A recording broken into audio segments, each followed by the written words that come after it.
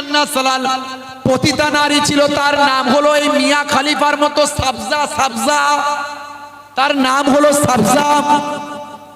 কারণ চিন্তা করলো সাবজার কাছে যেতে হবে, সাবজার কাছে চলে গেল রাতের বেলা, গিয়ে সেখানে রাতটা কাটালো সাবজার সঙ্গে। 5 লক্ষ স্বর্ণ মুদ্রা দিল, দিয়ে বলল আরো দেব।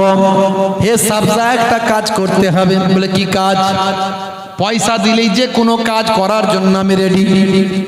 হে তরুণ যুবকেরা, কারণ বলল শোনো সাবজা, অমুক দিনে অমুক জায়গাতে সকালবেলা চলে যাবে, ওটা হলো রাজদরবার।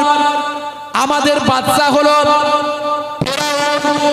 সে নিজেকে খোদা বলে, আমরা তাকে খোদা বলে মানি।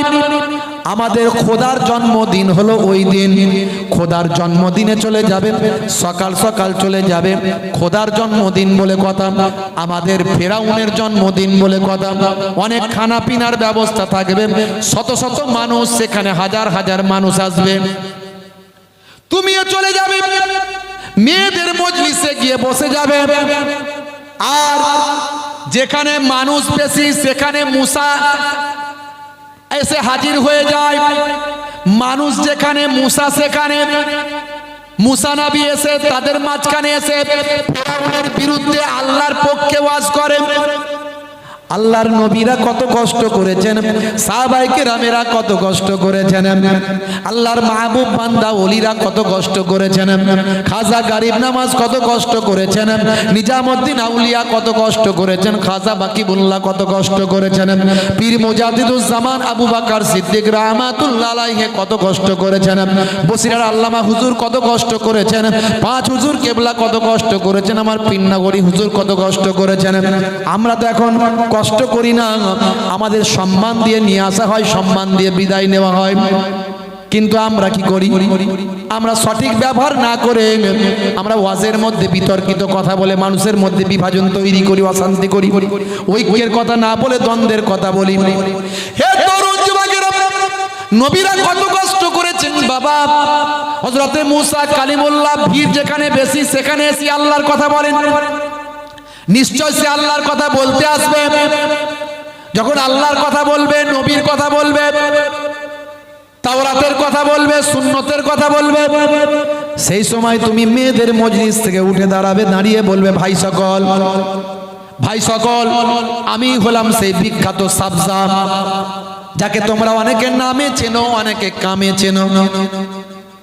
কারণ তোমার কাস্টমারও তো সেখানে থাকবে। তুমি বলবে অনেকে আমাকে নামে চেনে, অনেকে কামে চেনে। আমি সেই বিখ্যাত সাবজা।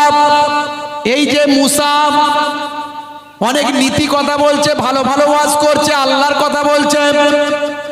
আসলে এই মুসা আমার 1 নাম্বার কাস্টমার। এই একটা কথা যদি তুমি বলতে পারো, মুসাকে যদি অপমানিত করতে পারো হাজার হাজার লোকের সামনে, মুসার কথা যদি বলতে পারো মুসা আমার কাস্টমার, তাহলে মনে রাখবে যা স্বর্ণ মুদ্রা দিয়েছি তার থেকে আরো তোমাকে বাড়িয়ে দেব। তবে হ্যাঁ, যখন আমি স্টেজে আমিও বসে থাকবো, ফেরাউনের পাশে আমি থাকবো, আমি তার উজির, আমি তার উজির। ফেরাউনের পাশে দিয়ে আমি বসে থাকবো। আমি যখন একটা আঙুল তুলব তখন তুমি উঠে দাঁড়িয়ে যাবে আর ও কথা বলে দেবে, ব্যাস বাজিমাত, এটাই তোমার কাজ। বলে কোনো চিন্তা নাই, কোনো চিন্তা নাই। নির্দিষ্ট সময়ে নির্দিষ্ট দিনে ভাই আমার ফেরাউনের জন্মদিনে এসে হাজির, শত শত লোক, ভালো খাওয়া দাওয়া, ভালো খানা পিনা, রাজ দরবার সবাই এসে হাজির। সাবজাও এসে হাজির, মেয়েদের মজলিসে এসে বসে আছে সামনের কাতারে, সামনের কাতারে এসে বসে আছে। এমন সময় ভিড় জমে গেছে, মুসা কালিমুল্লাহ এসে হাজির। হুজুর এসে নবুয়াতের ওয়াজ করছেন, রিসালাতের ওয়াজ করছেন, ওয়াহাদানিয়াতের ওয়াজ করছেন। ওয়াজ শুনে মানুষ মশগুল হয়ে যাচ্ছে, সবাই হা করে তাকিয়ে আছে। আহ, কত সুন্দর কথা বলছে। যেমন ইলহান তেমন দেখতেও তো প্রত্যেক নবীরা, যে যুগের যে নবী সেই নবীরা তারা সুন্দর হন। যেমন ইলহান হয় তেমন সুন্দর হয়, তেমন তাদের বুদ্ধিদীপ্ত কথাবার্তা, জ্ঞান গর্বপূর্ণ বক্তব্য, মানুষ মোটিভেট হচ্ছে। হে তরুণ যুবকেরা, এমন সময় দেখতে পাওয়া যায় ওয়াজ যখন দারুণ করছেন, মানুষ সব উদ্বুদ্ধ হয়ে যাচ্ছে। কারণ চিন্তা করলে স্টেজ থেকে সর্বনাশ, এখনই পরিস্থিতি সামাল দিতে হবে, সাবজাকে এখনই উঠে দাঁড়িয়ে সব বলতে হবে। আগুলটা তুলেছে, 1 নাম্বার আগুল তুলেছে, তার মানে উঠে বড়। কিন্তু দেখা গেল সাবজাও এত মনোযোগ দিয়ে মুসা নবীর ওয়াজ শুনছে, 1 নাম্বার আগুল কোনটা দিয়ে যে উঠেছে সাবজা কিছু ভ্রুক্ষেপ করে না।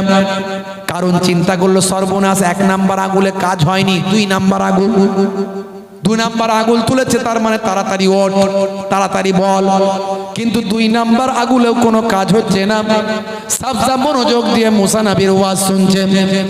এ তরুণ যুবকেরা, কারণ দেখলো বেগতে 3 নাম্বার আগুন তুলেছে, সাবজা ভ্রুক্ষেপ করেনি, ওয়াজ শুনে যাচ্ছে।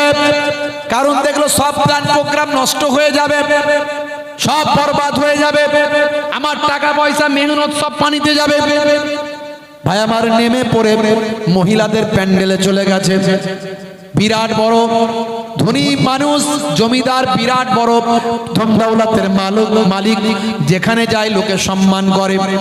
যাচ্ছে যেদিকে ভিড়ের মাঝখানে লোকে সাইড দিয়ে দিচ্ছে যান, কিন্তু গিয়ে হেঁটে হেঁটে গেল তো গেল, একেবারে সাবজার পাশে গিয়ে বসে গেল নিলজ্জের মতো। লোকে অবাক হয়ে গেল, লোকে দেখে মুচকে মুচকে হাসে। গেল যাই কোথা, কারণ উজির সাহেব বসে কোথায়? মেয়েদের প্যান্ডেলে, মেয়েদের ভিতরে।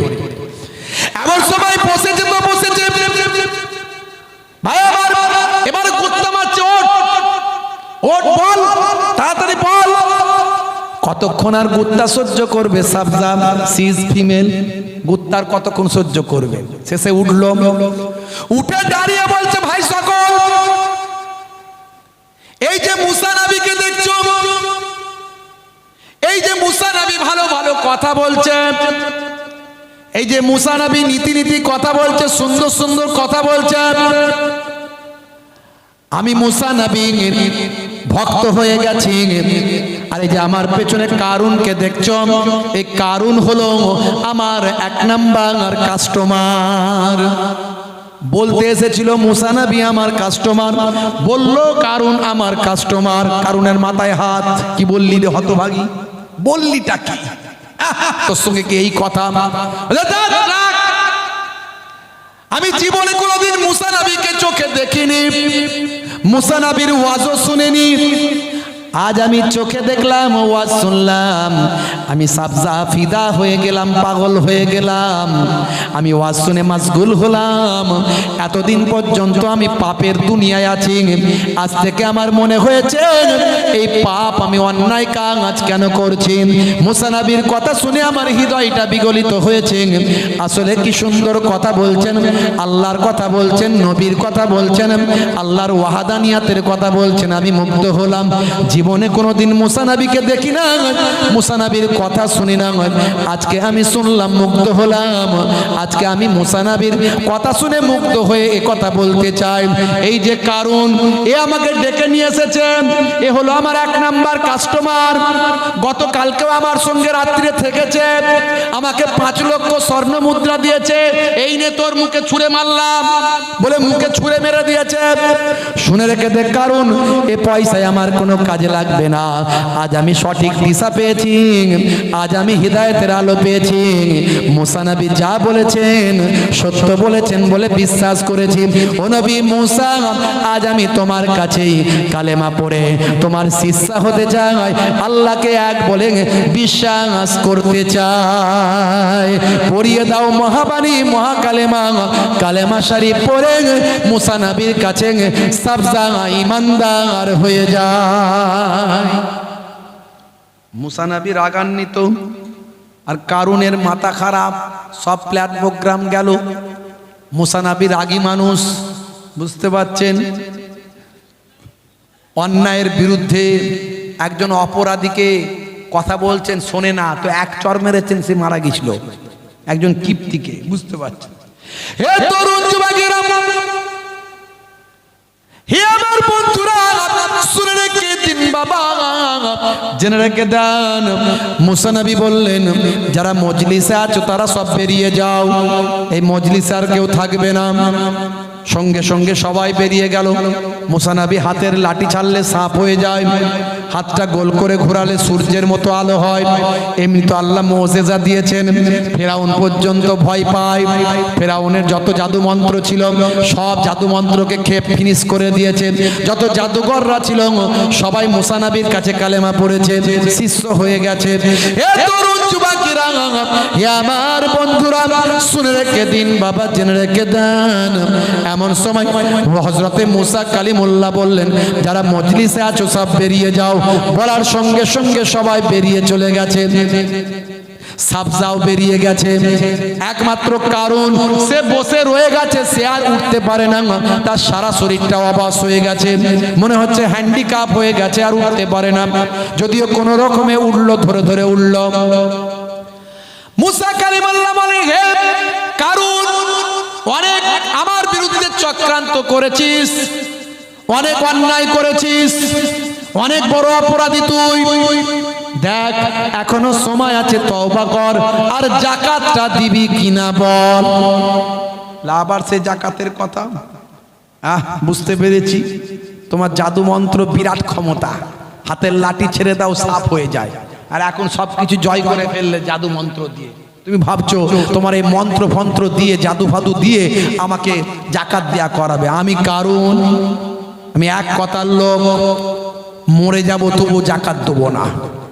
দিবি না? বলে না, তাহলে আর বাঁচবি না, অনেক সহ্য করেছি আর করব না।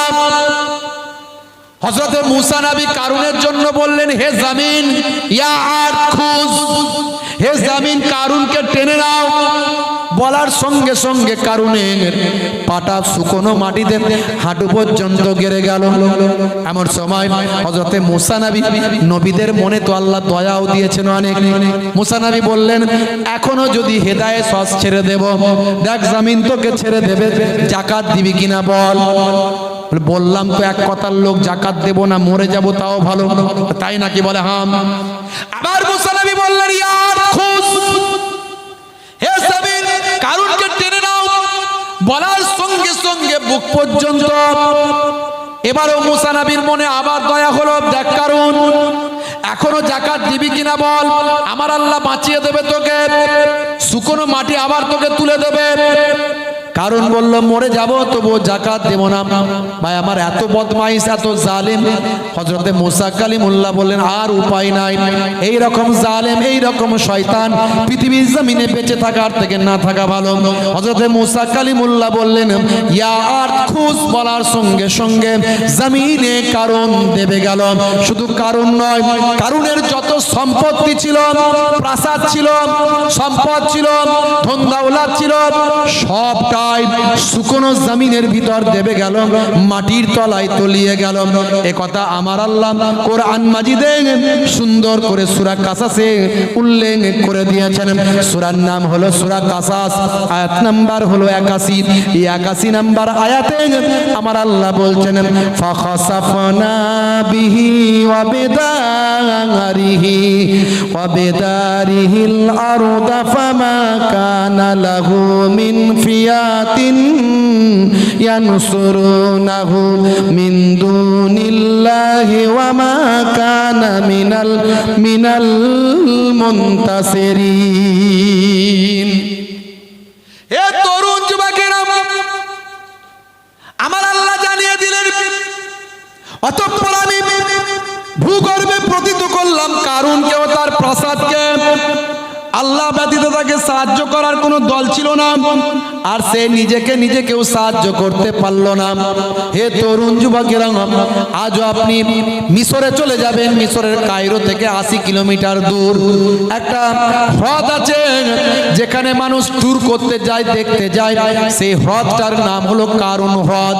সেই কারুন হ্রদে যে আপনি যাবেন, সেখানে আজও অস্তিত্ব নিদর্শনখানা খুঁজে পাবেন। হে তরুণ যুবকেরা, হে আমার মুরব্বিয়ানেরা, বলার উদ্দেশ্য আমার আল্লাহ পৃথিবীর জমিনে মানুষকে ইবাদতের জন্য পাঠিয়েছেন। বান্দা যখন ইবাদত থেকে ভুলে যায়, আমার আল্লাহ তাদের উপর গজব নাযিল করে দেয়। আমার আল্লাহ বললেন ফাযাক্কির ফাইন্না যিকরা তানফাউল মুমিনিন। হে নবী, আপনি ওয়াজ করতে থাকুন, আপনি বলতে থাকুন, আপনার বলাটা, আপনার ওয়াজটা মুমিনদের উপকারে লাগবে। You keep telling, you keep telling, believers will benefit. আপনি বলতে থাকুন, আপনার বলাটা বিশ্বাসীদের, ইমানদারদের বেনিফিট হবে, ইমানদারদের উপকারে লাগবে। হে তরুণ যুবকেরা, আল্লাহর নবী ওয়াজ করতে লাগলেন। হে জওয়ান যুবকেরা, আল্লাহর নবী ঈমানের দাওয়াত দিলেন। ঈমান মানে হলো বিশ্বাস। আমি বলি সিম কার্ড, সিম কার্ড ছাড়া যেমন কোনো মোবাইলের মূল্য নাই, সিম কার্ড ছাড়া যেমন মোবাইলের কোনো দাম নাই। একটা অ্যাপ ডাউনলোড করতে গেলে নাম্বারটা চাই, সেই নাম্বারটা সিম কার্ড লাগালে তবেই পাওয়া যায়। হোয়াটসঅ্যাপ ডাউনলোড করবেন, সিম কার্ডটা দেবেন। ফেসবুক ডাউনলোড করবেন, সিম কার্ডটা সেখানে, নাম্বারটা সেখানে লাগাবেন। এই নাম্বারটা পেতে গেলে সিম কার্ডটা লাগাতে হয়। সিম কার্ড ছাড়া হোয়াটসঅ্যাপ ডাউনলোড হয় না, সিম কার্ড ছাড়া ফেসবুক ডাউনলোড হয় না। হে তরুণ যুবকেরা, হে আমার মুরব্বিয়ানেরা, সিম কার্ড ছাড়া মোবাইলের কোনো মূল্য নাই। আমার আপনার ঈমানটা হলো আমার আপনার জন্য সিম কার্ড। আর এই অ্যান্ড্রয়েড বডিটা আমি নাম দিয়েছি অ্যান্ড্রয়েড বডি। এই অ্যান্ড্রয়েড বডিটা আপনার আমার ঈমানের সিম কার্ডটা লাগাতে হয়। ঈমানের সিম কার্ডটা যদি অ্যান্ড্রয়েড বডিতে লাগাতে পারেন, এরপর আপনি নামাজ আর রোজা হজ যাকাতের অ্যাপগুলো ডাউনলোড করতে পারেন। ওখানে যেমন হোয়াটসঅ্যাপ আর ফেসবুকের মধ্যে দিয়ে বন্ধুর সঙ্গে বন্ধুর যোগাযোগটা হয়, এখানে তেমন তারপরে নামাজ আর রোজার অ্যাপের মধ্যে দিয়ে আল্লাহর সঙ্গে বান্দার যোগাযোগ হয়। জোরে হবে না? তোমার বুকে রাখো আল্লাহরই ভয়, আসবে না কোনো দিন কোনো পরাজয়, আসবে না কোনো দিন কোনো পরাজয়। হারাম হালাল জেনে, সরল সত্য মেনে, নিষিদ্ধ সব ছেড়ে উঠুক জীবন বেড়ে যাবে তুমি জান্নাতে যাওয়া ছিল স্বপ্ন তোমার। তোমার বুকে রাখো আল্লাহ ভয়, আসবে না কোনো দিন কোনো পরাজয়। জোরে হবে না? হে তরুণ যুবকেরা, আমার আপনার নবী ঈমানের দাওয়াত দিলেন। ঈমানদার হয়ে যাও বান্দা। আমার আপনার নবী এই ঈমানের দাওয়াত দিতে গিয়ে অনেক কষ্ট করতে হলো। আমার নবীকে মার খেতে হলো। আমার আপনার নবীর দান্দান মোবারক শহীদ হলো। সাহাবায়ে কেরামেরা রক্তাক্ত হলেন, নিজেদের জীবন দিলেন। আমার নবী মক্কার জীবনে দাওয়াত যখন দিতে বেরোতেন, কুফফারদের কাছে ওয়াজ দাওয়াত কানা ইসলামের দাওয়াতটা দিতে বেরোতেন। আমার আপনার নবীর সারা শরীরটা রক্তাক্ত হতো। আম্মাজান ফাতেমা তো জোহরা রাদিয়াল্লাহু তাআলা আনহা, ছোট বয়স, বাচ্চা বয়স, পাপকে ধরে, নবী পাককে ধরে ঝরঝর করে কাঁদতেন। আহারে আব্বা জানের চেহারাটা লালে লাল হয়ে গেছে, দুশমনরা মেরেছে, রক্তাক্ত করেছে। আমাদের নবী সেই সময় বলতেন, ও বেটি ফাতেমা, কেঁদো না, কেঁদো না, তুমি মাসুম বেটি ফাতেমা, তুমি যদি বদদুয়া করে দাও, না জানি আল্লাহর আরশে যদি কবুল হয়ে যায়, জালেমরা ধ্বংস হয়ে যাবে। আমি নবী ওদেরকে ধ্বংস করার জন্য পৃথিবীতে আসি না, আমি নবী এসেছি ওদেরকে হেদায়েত করার জন্য। হে তরুণ যুবকেরা, আল্লাহর নবী হেদায়েতের আলোটা পৌঁছাতে শুরু করলেন। হে মুসলমান, মক্কার অবস্থা তখন ছিল বড় খারাপ। মক্কার মানুষেরা এমন কোনো অন্যায় অত্যাচার ছিল না যে করেনি। সেই সময় আমার আপনার নবী পৃথিবীর জমিনে পদার্পণ করলেন। আমার নবী যেদিন আসলেন আমার আল্লাহ খুশি হয়ে গেলেন, জমিন আসমান খুশি হয়ে গেল, এমনকি দাদা আব্দুল মুত্তালিব আমার আপনার নবীকে পেয়ে খুশি হয়ে গেল। 12ই রবিউল আউয়ালে রহমত ওয়ালা নবী এলো রে, সাফাতের তাজ পরে জামিনে বরকত ওয়ালা নবী এলো রে, এলো রে ভাই এলো রে, এলো রে ভাই এলো রে, কাউসার কাউসার ওয়ালা নবী এলো রে।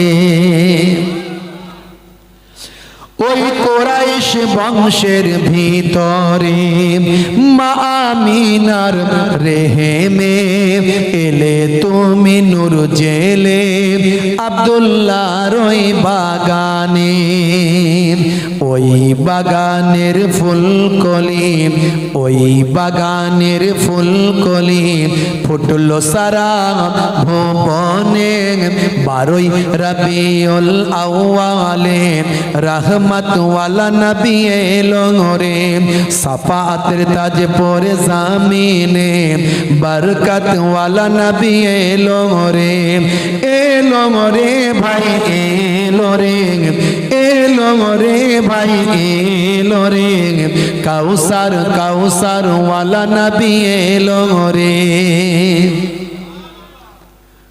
জোরে হবে না, জোরে হবে না। ওই রাত বলে ও গো প্রভু দাও না আমার বুকেতে, দিন বলে ও গো প্রভু দাও না আমার মাঝেতে, দিন ও রাতের মাঝেতে, দিন ও রাতের মাঝেতে এলেন নবী সুবহে সাদেকে, 12ই রবিউল আউয়ালে রহমত ওয়ালা নবী এলো রে, সাফাতের তাজ পরে জামিনে বরকত ওয়ালা নবী এলো রে, এলো রে ভাই এলো রে, এলো রে ভাই এলো রে, কাউসার কাউসার ওয়ালা নবী এলো রে। জোরে হবে না। ওই আকাশ বাতাস চন্দ্র তারা খুশিতে তারা মেতেছে, আসমানের হুর ফারিস তারা দেখার তরে উকি মেরেছে। কবি কবির ভাষায় লিখেছে। কবিতা কেন এই রাতের বেলা বলছি জানেন তো? রাত তো অনেক হয়ে গেছে, কবিতাগুলো বললে কি হবে, শুনতেও ভালো লাগবে আর মাথাতেও ঢুকবে। আর কবিতার একটা গুরুত্ব আছে। আমার নবী শের শায়েরদের বড় পছন্দ করতেন। যখন কুফারে কুরাইশ সেই সময় একটা শের শায়ের এসব কবি কবিতার লড়াই চলতো তৎকালীন যুগে, আমার নবীর জামানায়, তার আগে থেকেই চলতো। তা আমার নবীর পক্ষেও কিছু কবি ছিল, তাদের মধ্যে বিখ্যাত কবি যাকে বলা হয় মুখাজ্জারাম কবি, মানে দুটো যুগ পেয়েছে, তাকে বলা হয় মুখাজ্জারাম কবি। বুঝতে পারছেন ভাই আমার? একটা হলো প্রি ইসলামিক পিরিয়ড আর একটা ইসলামিক পিরিয়ড, দুটো পেয়েছেন। তো এইরকম একজন বিখ্যাত শায়ের কবি, তাকে তাকে এই নামে অভিহিত করা হতো, শায়েরুর রাসূল বলা হতো। তিনি হলেন আল্লাহর নবীর বিখ্যাত সাহাবী হযরতে হাসান বিন সাবিত রাদিয়াল্লাহু তাআলা আনহু। জোরে বলুন সুবহানাল্লাহ। আল্লাহর নবী এই কবির জন্য মসজিদে নববীতে একটা মেম্বার তৈরি করে দিয়েছিলেন। কত কবিতা আল্লাহর নবী পছন্দ করতেন। এখন এক শ্রেণীর মোল্লা মৌলবী আছে, তারা আবার গজল টজল নাচ টাচ পছন্দ করেন না। আমি লক্ষ্য করে দেখেছি, যে যেটা পারে না সে অন্যের সেটা বদনাম করে। কারো মধ্যে আল্লাহ বেশি এলেম দিয়েছেন, কারো মধ্যে এলেম নাই। সে এসে বললে শুধু এলেম শিখলে হবে না, ইবলিস শয়তানেরও এলেম ছিল, শুরু করে দিল। আবার কারো মধ্যে দেখবেন আল্লাহ বেশ সুন্দর এলহান দিয়েছে, গলা দিয়েছে, সুন্দর নাচ গাইছে। হ্যাঁ, শুধু গজল গাইলে হবে না, গজল ফজল চলবে না, এসব চলবে না, সুর ফুর এসব চলবে না। বোঝা গেল যে এ গাইতে পারে না ভালো, ওই জন্য ও এরকম বলছে। মানে আমাদের সমাজটা এরকম হয়ে গেছে। এই জন্য আমাকে আবার এসব বলতে গেলে আবার দলিল দিতে হয়। হযরত উবাই বিন কাব রাদিয়াল্লাহু তাআলা আনহু থেকে বর্ণিত, ওয়ান উবাই বিন কাব ক্বাল রাসূলুল্লাহ সাল্লাল্লাহু আলাইহি ওয়াসাল্লাম ইন্না মিনাশ শি'রি হিকমা, আল্লাহর নবী বলেন নিশ্চয় অধিকাংশ কবিতা হলো হিকমা। জোরে বলুন সুবহানাল্লাহ। এত কথা বকতে হতো না, এই আমি কবিতাগুলো বলছি তো কিছু মানুষ পরে আবার বলবে শুধু গজল আর নাথ, শুধু গজল আর নাথ, বাকি যা তো কোরআন হাদিস বললাম সেগুলো কিছু শুনবে না। মানে এমন একটা ব্যাপার স্যাপার চলছে। এই জন্যে বলে না, এই কথায় কথায় লোকে বলে এই এক শ্রেণীর আলেমকে দিয়ে জাহান্নাম উদ্বোধন হবে, দেখবেন এক শ্রেণীর আলেমকে দিয়ে জাহান্নাম উদ্বোধন হবে। কথাটা যে বলে কিছু কিছু মানুষ, ভাই কতটা যুক্তিযুক্ত আমি বলতে পারবো না, কারণ আল্লাহর নবী বলেছেন দুই ধরনের আলেম হবে, একটা হলো ওয়ারাসাতুল আম্বিয়া, একটা হলো ওয়ারাসাতুল শাইতান। বুঝতে পারছেন? যারা সবসময় ফেতনা, যাদের কথাগুলো খুব ভালো, কালামুহুম কা কালামিল আম্বিয়া, কথাগুলো হবে নবীদের কথার মতো, কি মিষ্টি মিষ্টি কথা। কুলুবুহুম কা কুলুবি জিয়াব, অন্তরটা হবে নেকড়ে বাঘের মতো হিংস্র ভয়ঙ্কর। মুখে বলছে ভালো কথা কিন্তু মনে তার হিংসা, খালি ফেতনা খালি ফেতনা। এমন এমন কথা বলবো শুধু ফেতনা লেগে যাবে, আছে না নাই? হ্যাঁ। আল্লাহর নবী বলেন কাজকর্মগুলো হবে ফেরাউনের কাজের মতো। আল্লাহর নবী বলেন এরা আমার উম্মত নয়, আমি এদের নবী নয়। আর এক শ্রেণীর আলেম হবে যাদের কথা, যাদের অন্তর, যাদের কাজ সবটাই নবী আনা তারিকায় হবে, তারা হলো ওয়ারাসাতুল আম্বিয়া। জোরে বলুন সুবহানাল্লাহ। এই রকম আলেম যদি খুঁজে পান, আল্লাহর নবী বলছেন মান যারা আলিমান ফাকান্নামা যারানি, যে আলেমে হাক্কানির সঙ্গে মুলাকাত করলো সে যেন আমি রাসূলুল্লাহ দয়ার নবীর সঙ্গে মুলাকাত করলো। মান সাফা আলিমান ফাকান্নামা সাফানি, যে আলেমে হাক্কানির সঙ্গে মুসাফা করলো সে যেন আমি রাসূলুল্লাহ দয়ার নবী পাকের সঙ্গে মুসাফা করলো। মান জালাসা আলিমান ফাকান্নামা জালাসানি, যে আলেমে হাক্কানির মজলিসে গিয়ে বসলো সেজন্য আমি দয়ার নবী পাকের মজলিসে এসে বসলো। তাহলে আলেমদের সম্মান অনেক, কিন্তু সে আলেমরা আমরা নিজেদের সম্মান নিজেরা রাখছি না। ভাইরা আমার, তো দেখুন আমার নবী এসেছেন, মক্কাবাসী খুশি। এটা কবিতার মাধ্যমে কবি গিয়েছে, আমার লেখা নয়, এটা অন্যজনের কবিতা পেয়েছি। তো আমার কিছু কবিতাও আমি লিখি মাঝে মাঝে সময় পেলে, একটু ভাঙাচোরা কবি আর কি। এখানে বলেছে ওই আকাশ বাতাস চন্দ্র তারা খুশিতে তারা মেতেছে, আসমানের হুর ফারিস তারা দেখার তরে উকি মেরেছে। জোরে হবে না? জোরে হবে না? দাদু মুত্তালিব খুশি হয়ে, দাদু মুত্তালিব খুশি হয়ে মক্কাবাসীর দাওয়াত করেছেন। 12 রবিউল আউয়ালে রহমত ওয়ালা নবী এলো রে, সাফাআতের তাজ পরে জামিনে বরকত ওয়ালা নবী এলো রে। এলো রে ভাই এলো রে, এলো রে ভাই এলো রে, কাউসার কাউসার ওয়ালা নবী এলো রে। হে তরুণ যুবকেরা, আল্লাহর নবী মানুষকে হেদায়েতের আলো দিতে লাগলেন, সাহাবায়ে কেরামদের পাল্টাতে লাগলেন, পরিবর্তন হতে লাগলো মানুষ। এক শ্রেণীর মানুষ মানলো না, আর এক শ্রেণীর মানুষ মানতে লাগলো। মক্কার মানুষরা অনেক অত্যাচার করলো, জুলুম করলো, নবী আমার সব সহ্য করলেন। হে তরুণ যুবকের, হে আমার মুরব্বিয়ানেরা, আল্লাহর নবী ভাই আমার মানুষকে হেদায়েতের আলো দিতে লাগলেন, তাদেরকে শেখাতে লাগলেন বাবারা তোমরা আল্লাহর পথে ফিরে আসো, মানুষের উপর অত্যাচার করো না, অন্যায় অবিচার থেকে সরে আসো, জেনা ব্যভিচার সুদ ঘুষ পাপ অন্যায় থেকে সরে আসো। হে তরুণ যুবকেরা, হে আমার মুরব্বি দয়ার নবী তাদেরকে ভাই আমার নামাজের দাওয়াত দিলেন, তাদেরকে দাওয়াত দিলেন ভাই আমার সুন্নতের দাওয়াত দিলেন। এ জওয়ান যুবকেরা, আল্লাহর নবী ঈমানের দাওয়াত দাওয়াতটা দিলেন, ইমানদার বানাতে শুরু করলেন। হে দুনিয়ার মানুষ শুনে রেখে দাও, নবী আমার তাদের প্রথমে সিম কার্ডটা ঠিক করে দিলেন, কারণ সিম কার্ড ছাড়া ভাই আমার মোবাইলের কোনো দাম নাই, ঈমান ছাড়া এই অ্যান্ড্রয়েড বডির কোনো দাম নাই। আগে তোমরা আল্লাহকে এক বলে মানো, লা শারীকা লাহু, তার কোনো শরীক নাই, আল্লাহর প্রতি বিশ্বাস রাখো। আর বাবা আসমানি কিতাবগুলোকে বিশ্বাস করো, যত পূর্বের কিতাব আছে সব বিশ্বাস করো, সমস্ত নবী পয়গম্বরদের মানো। এইভাবে নবীর হেদায়েতের বাণীটা দিতে লাগলেন, তাদের ঈমানটাকে মজবুত করতে লাগলেন। ভাগ্যে ভালো মন্দ যা কিছু হয় সবই আল্লাহর পক্ষ থেকে হয়। ভাগ্যে ভালো মন্দ কোথা থেকে হয়? সবই আল্লাহর পক্ষ থেকে হয়। কথা ঠিক না ভুল? আমরা মানি তো না মানি না? যারা বলেন মানি না মানি না। ভাগ্যে ভালো মন্দ কোথা থেকে হচ্ছে? কারবারে লস, কারবারে লাভ কোথা থেকে হচ্ছে? আল্লাহর কাছে, আল্লাহর কাছ থেকে।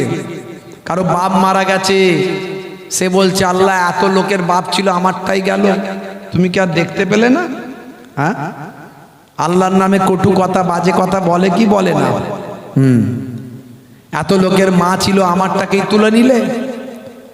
ভাইরা আমার, ভাগ্যে ভালো মন্দ যা কিছু হয় আল্লাহর কাছ থেকে হয়। রাতের বেলা হুজুর যখন বলছে তখন বলছে হ্যাঁ একদম মানি, একদম মানি। আবার সকাল হলি লটারির টিকিটের দোকানে গিয়ে বলে চাচা কালকে ওয়াজ শুনেছি, বুঝতে পারছো, মসজিদে 10 টাকা গলিয়েও দিয়েছি, আজকে এমন টিকিট দাও যেন 5 লাখ লাগে। আছে না না? হে তরুণ যুবকেরা, হে আমার বন্ধুরা, হে আমার মুরব্বিয়ানেরা, কিয়ামতের দিন বিশ্বাস করতে হবে, বিচারের দিন হবে, কিয়ামত যে হবে। এমন একটা সময় আমাদের মাঝখানে চলে এসেছে বাপ, কিয়ামতের আলামতগুলোর মধ্যে ছোট আলামতগুলো প্রকাশ পেয়েছে। আল্লাহর নবী বলেন 6টা জিনিস, 6টা জিনিস যখন তোমরা লক্ষ্য করবে তখন তোমরা বেশি বেশি ইবাদত বন্দেগীতে তোমরা নিজেরা পরিবর্তন হয়ে যাও, বেশি বেশি করে আল্লাহর ইবাদতে মাশগুল হও।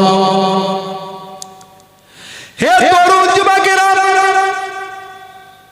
হে আমার মুরব্বিয়ানেরা,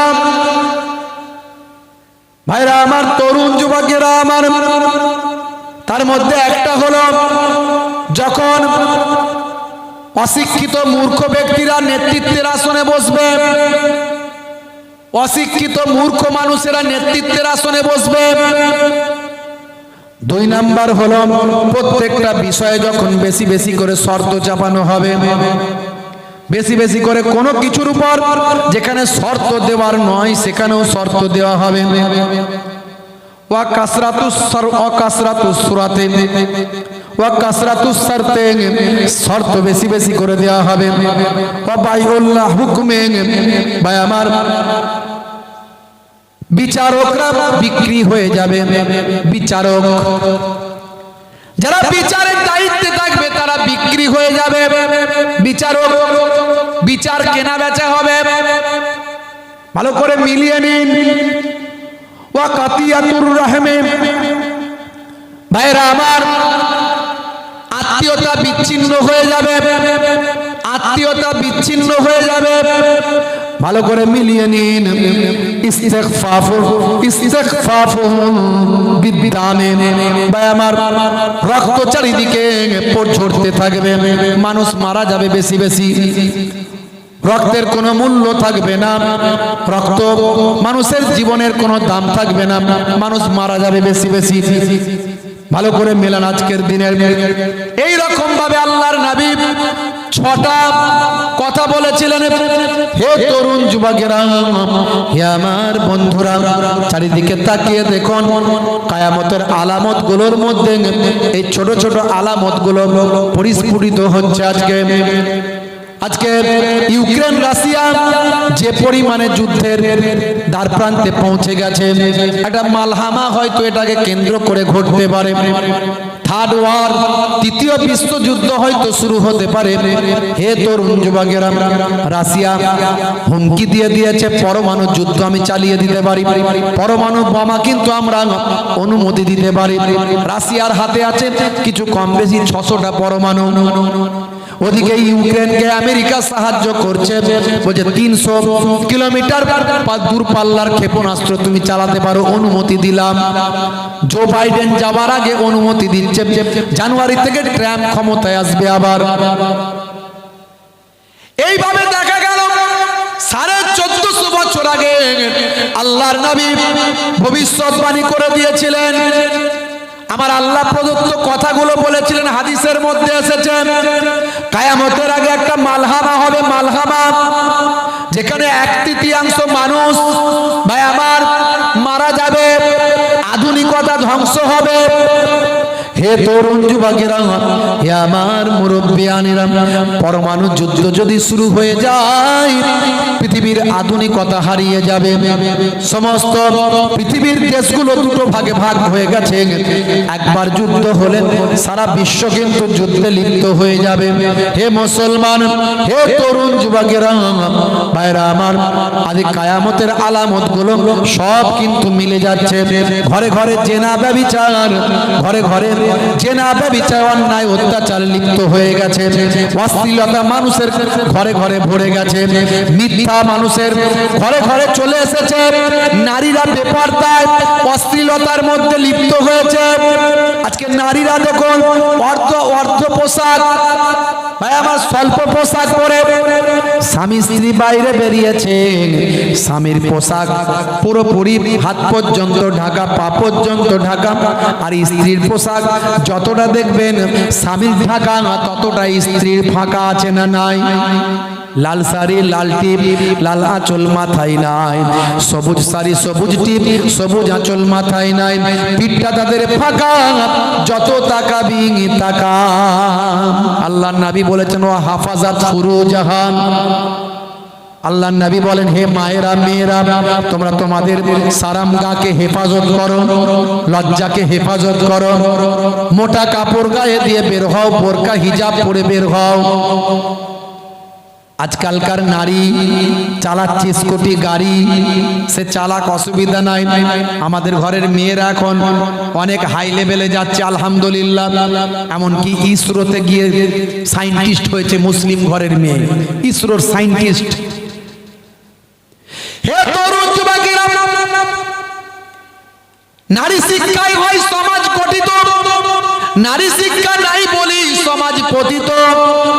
নারীগণ যদি শিক্ষিত না হয় কখনো মুসলিম জাতি জাগিবার নয়। আপনার ঘরের মেয়েটাকে, ছেলেটাকে শিক্ষিত বানাবেন, যার যেমন মেরিট আছে তাকে সেই দিকে নিয়ে যাবেন। এপিজে আব্দুল কালাম নাম শুনেছেন? একজন গরিব মানুষের সন্তান ছিলেন, বাপ ছিল ইমাম সাহেব। বাপকে বাপ ছিল ইমাম সাহেব। ইমাম মানে বুঝতে পারছেন, ইমামদের অনেক টাকা মাইনে, কথা ঠিক না ভুল? খুব বড় লোক তো নাকি ইমামরা? আজ একটু বলেন না, বাপ কারা দেয় এগুলো? এত অল্প টাকা দেয় কারা?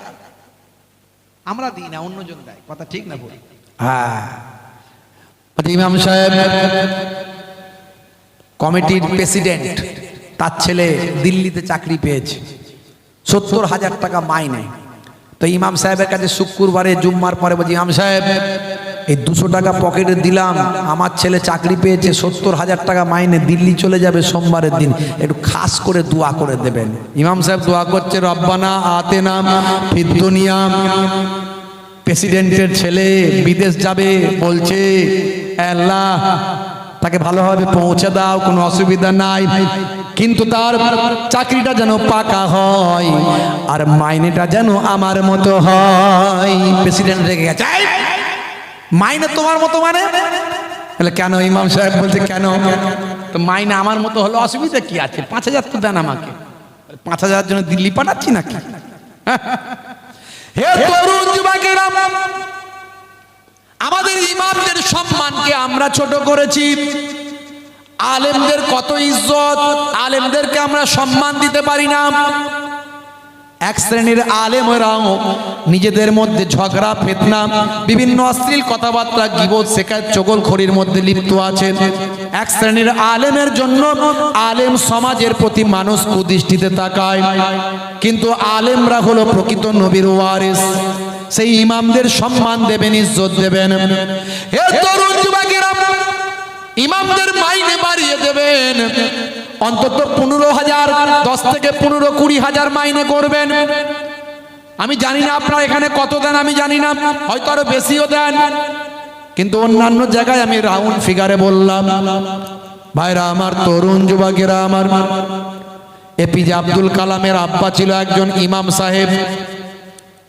ছোট্টবেলায় বাচ্চাকে ফজরের সময় তুলে দিতেন ইমাম সাহেবের সন্তান। আমাকে একজন বলছে, হুজুর আমি কিন্তু আয়ুর্বেদিক ডাক্তার, আবার আমি ইমামতি করি। হুজুর আমার বাড়ি প্রায় কিছু কম বেশি 1 কোটি টাকার কিছু কম বেশি খরচা করে বাড়ি করেছি। আমি তো চমকে গেছি, ইমাম সাহেব 1 কোটি টাকায় বাড়ি করছে, ব্যাপার কি? বলে, হুজুর আমি হলাম আয়ুর্বেদিক ডাক্তার, কিন্তু আমি ইমামতি করি, 5 ওয়াক্ত মসজিদে নামাজ পড়াই। বলে, হুজুর আপনি হয়তো ভাবছেন যে আমি এত টাকা দিয়ে বাড়ি করছি, এই ইমামতির পয়সাতে নয়, এ আমার ডাক্তারি পয়সা। লোকে ডাক্তারকে পয়সা দিতে অসুবিধা নাই, ইমামকে দিলি কষ্ট। তো যাই হোক, তো ভালো কথা, খুব ভালো কথা, মাশাআল্লাহ। বলছে, হুজুর আমি ইমামতি কেন করি জানেন? কেন? বলছে, ইমামতি এই জন্য করি যাতে আমার 5 ওয়াক্ত নামাজের 1 ওয়াক্ত কাজা যেন না হয়। আর আমি যদি ইমামের দায়িত্বে থাকি, লোকে কিন্তু আমাকে ফলো করে, ইমাম সাহেব যাচ্ছে, আর ইমাম সাহেবকে ফলো করছে মানে ইমাম সাহেব কোনো অন্যায় কাজ করার সাহস পাবে না। আমার নামাজটা, আমার ইমামতিটা আমাকে অন্যায় থেকেও বাঁচিয়ে দেয়। জোরে বলুন সুবহানাল্লাহ। হে তরুণ যুবকেরা, তাই ইমামরা হলো নামাজের দিক থেকে 1 নাম্বার। আর যে নামাজে সবচেয়ে পাবন্দি, যে সে তোমাদের মধ্যে ভালো মানুষ, তার সঙ্গে খারাপ ব্যবহার করো না। হে তরুণ যুবকেরা, এপিজে আব্দুল কালামের আব্বা ইমাম সাহেব ফজরের নামাজের সময় সন্তানকে তুলে দেন, বাবা সন্তান উঠে পড়ো, ফজরের নামাজটা পড়ো। এপিজে আব্দুল কালাম ছোট্ট বয়স, সকালবেলা ফজরের নামাজটা পড়তেন। ফজরের নামাজ পড়ে বাজারে চলে যেতেন, বাজারে গিয়ে পেপারটা, খবরের কাগজটা নিয়ে নিতেন, নিয়ে ডোর টু ডোর ভাই আমার দোকানে দোকানে, ঘরে ঘরে খবরের কাগজটা কয়েক ঘন্টার মধ্যে ডিস্ট্রিবিউট করতেন। ডিস্ট্রিবিউট করা হয়ে গেলে আবার বাড়িতে চলে আসতেন। মা, জননী মা তার খাবার রেডি করে রাখতেন। আহারে, খাবার খেয়ে আবার তিনি পড়ার জন্য রওনা দিতেন। এইভাবে ছোটবেলা থেকে কষ্ট করেছেন, তার মেরিট, মেধাটাকে আল্লাহ এমন জায়গায় পৌঁছে দিয়েছেন, ভারতের মিসাইল ম্যান, পরমাণু বিজ্ঞানী তাকে বানিয়েছেন। প্রাক্তন রাষ্ট্রপতি ভারতের, যতদিন পর্যন্ত ভারতের নাম পৃথিবীর মানচিত্রে থাকবে ততদিন পর্যন্ত ভারতের পরমাণু বিজ্ঞানী মিসাইল ম্যানের নাম ইতিহাসের পাতায় স্বর্ণাক্ষরে একজন মুসলমান ঘরের সন্তান এপিজে আব্দুল কালামের নামটা থাকবে। তাহলে আপনার ঘরের সন্তানটাকে আপনি শিক্ষিত করুন, আপনার ঘরের মেয়েটাকে আপনি শিক্ষিত করুন, শিক্ষিতা করুন। হে তরুণ যুবকেরা, তবে পর্দার মধ্যে, হেফাজতের মধ্যে, আল্লাহর নবী পর্দা হেফাজতের মধ্যে শিক্ষা লাভের কোনো অসুবিধা নাই, ইসলামের শিক্ষা লাভে কোনো নিষেধ নাই। হে তরুণ যুবকেরা আমার, হে আমার বন্ধুরা, শুনে রেখে দিন বাবা, জেনে রেখে দেন। হে মুসলমান, আল্লাহর নবী শিক্ষিত বানানোর জন্য চেষ্টা করলেন। সাহাবায়ে কেরামদের উপর শিক্ষার গুরুত্ব বর্ণনা করতে লাগলেন।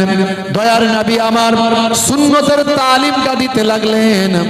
দয়ার নবী ভাই আমার ইবাদতের কথা বলতে লাগলেন।